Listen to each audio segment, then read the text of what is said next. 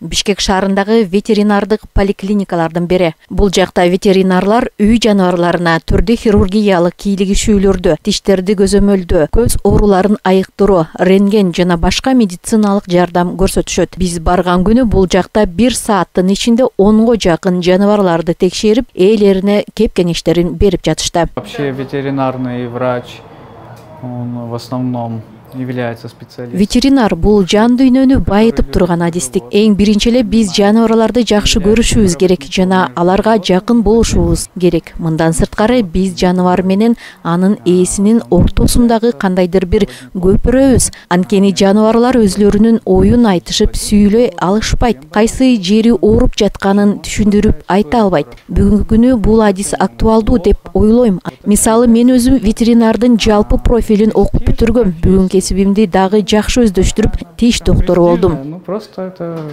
профессия для души.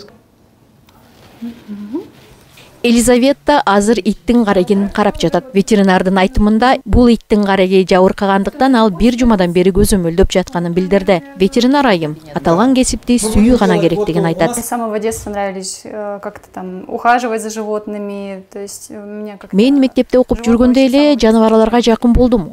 Ошол себептен 2 жыл бою ат оюндары боюнча атайы мектепте жүрдүм. Андан кийин практика өтүп, жогорку билим алдым. Бүгүнкү күнү ветеринардык медицина жакшы өнүгүп жатат десем адашпайм. Мисалы эле азыр мен көз доктору профилинин адиси болуп эмгектенем. Бул боюнча эле бир топ алдыга жылыштар бар. Животные, они, можно сказать, похожи на нас очень сильно, только не могут, да, это выразить. Ветеринардык дарыгер шаар тургундары багып жаткан үй жаныбарларына гана эмес, айыл чарба жаныбарларына дагы медициналык жардам көрсөтө алышы керек.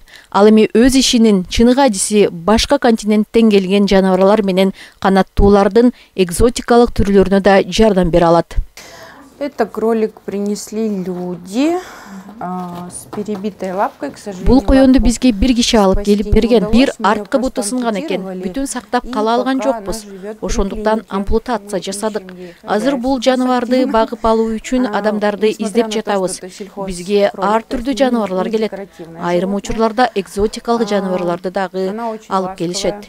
Она любит руки, она очень контактная, то есть девочка. Белгилей кетсек, бүгүнкү күнү ветеринардык кесип талапка бирок Кыргызстан боюнча ветеринарлар жетишпейт. Айыл жерлеринде бир айылга бир ветеринар болсо, ай биринде аталган адистер жокко эсе. Бүгүнкү күнү бул кесипти даярдоодо Кыргызстан боюнча саналуу эле окуу жай бар. Берме Чумукоева, Ринат Эрмеков, Билим жаңылыктары, Бишкек.